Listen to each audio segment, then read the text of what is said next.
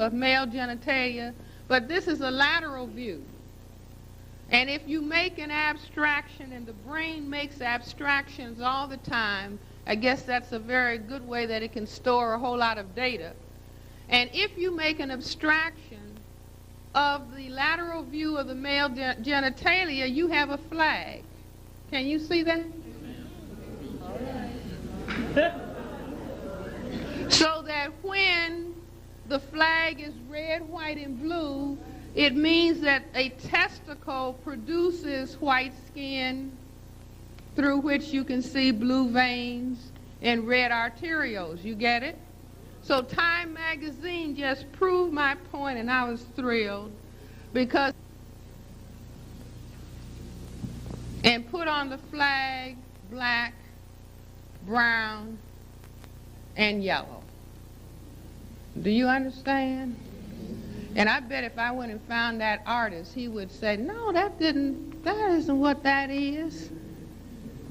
Okay, but the ex-president, Ronald Reagan, in his past autobiography entitled, Where is the Rest of Me? That's the name of it. But he said that when he was born, he said his father was a first-generation black Irishman. But his father said that when Reagan was born, that his skin was white, his bottom was red, and his face was blue. And ever since then, the red, white, and blue has been significant and important to him.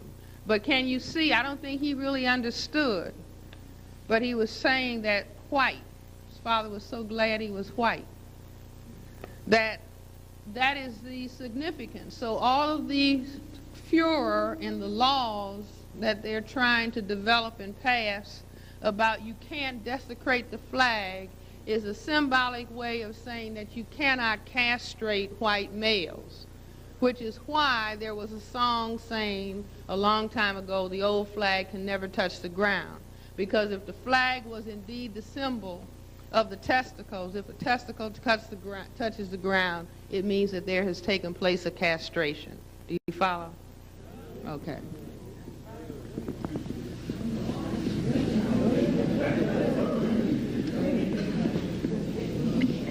So instead of talking about sex on the job, run this down.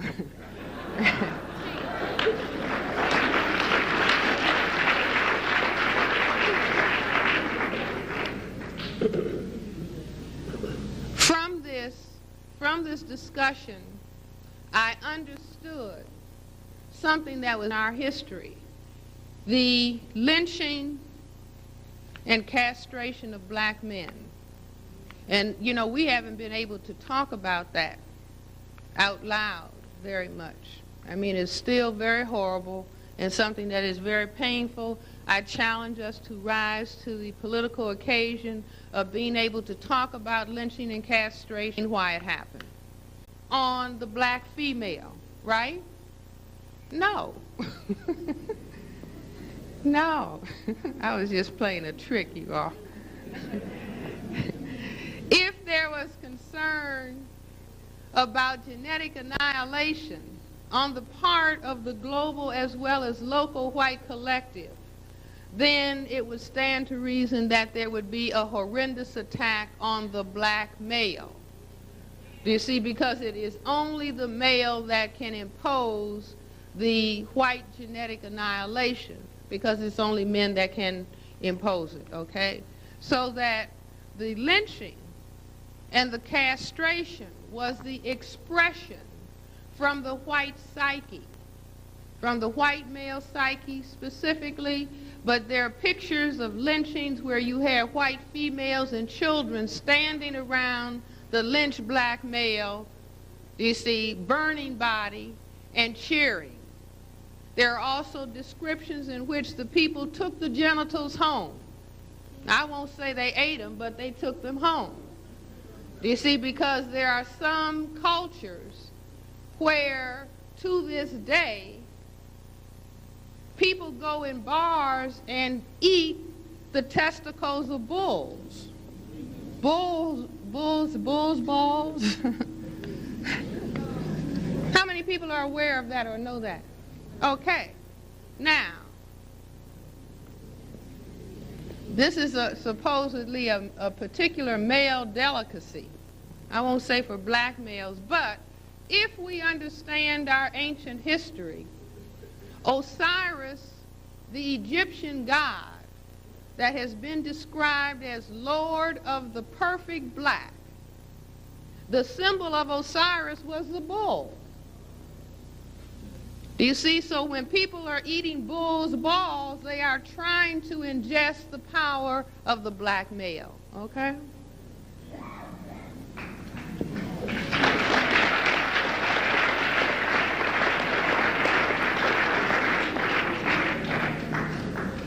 Now, after I figured this out, I remember one day I was sitting at home and looking at television, and there was a bullfight from somewhere in Europe on the television. We don't really have that on the television here a lot, but for some reason, there was this bullfight on the television. So I was looking at this television, and I got up to go and turn off the television because I couldn't stand the idea of their sticking those knives in that animal. And so I was horrified, and I got up to turn the television off. And just moving across the floor, I saw the expressions on the faces of the people in the audience. These were white faces, and the people, they were going out.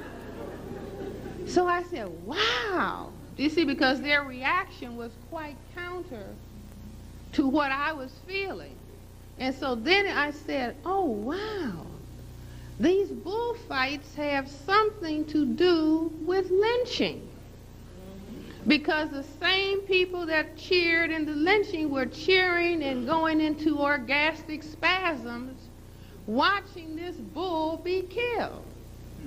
And so I said, this is, yeah, right, sick. I said, this has something to do with black people. So I start, go to the library. You got to go to the library, go to bookstores, pull out books, stand in the bookstore, stand in the library, and let the spirit move you so you know what book to touch with your hand.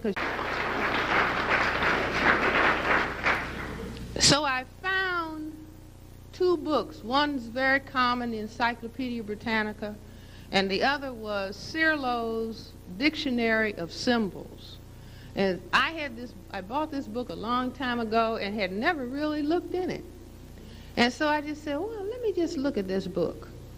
And lo and behold, in Cirlo's Dictionary of Symbols, under bull, guess what it said?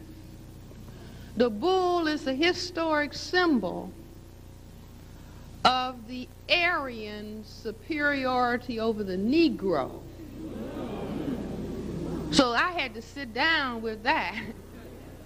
But because that was the last thing I expected to read. But I said, wait a minute, something is wrong. If the bull in the bullfight was the symbol of the Aryan superiority over the Negro, they wouldn't kill the black bull. So that it had been twisted and turned around, and that the bull was what? The historic symbol of the black man's superiority over white. So then I said, oh, that's what that is. And so then if you go to the Encyclopedia Britannica after that, they will tell you that bullfighting became a sport in Spain. After the Moors, the blacks were chased back into Africa. And the Africans had gone up into Spain and dominated Spain from the 700s to the 1400s for 700 years. And when they finally were defeated, everybody was colored in Spain. And so they started this symbolic activity of killing these black bulls. Do you see? And then you have little white males switch around, shaking their you-know-what in front of the bull, in suits of light. Now, do you see what I'm saying? Suits of light, meaning white people. Do you understand?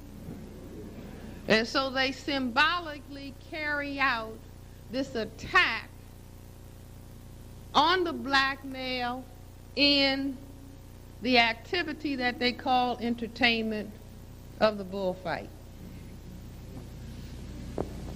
I also understood, if you begin to understand racism, genetic annihilation,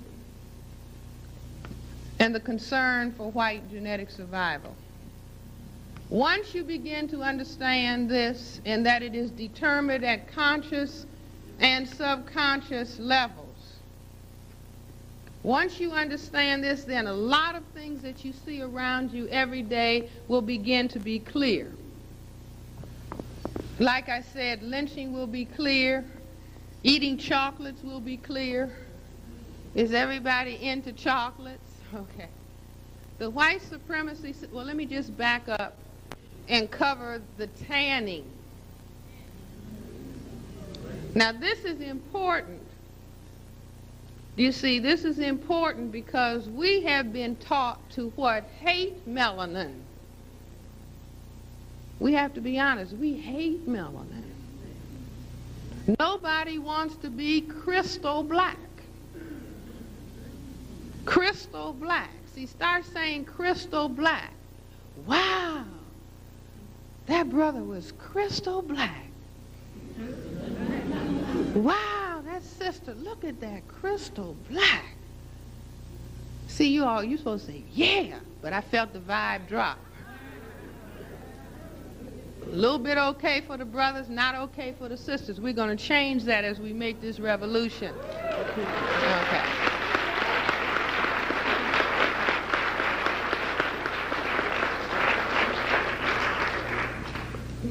Get this understood. All of the colors are fine. But we have been taught to hate the basic color. And the way that the universe works, there's no way that we are going to find the secrets of melanin as long as we hate melanin. You cannot find the meaning of melanin and simultaneously hate it. So we have to really get on top of that. But tanning, while the people who were the melanin people under the conditions of white supremacy were taught to hate color. So all of us learn before we learn how to read. If you're black, stay back. If you're brown, stick around. If you're yellow, you're mellow. And if you're white, you're all right.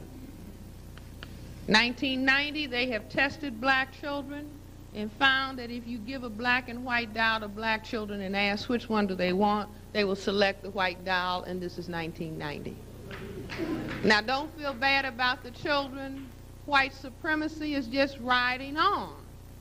If you look at television all day long, you're going to have to jar your brain to get white supremacy images out.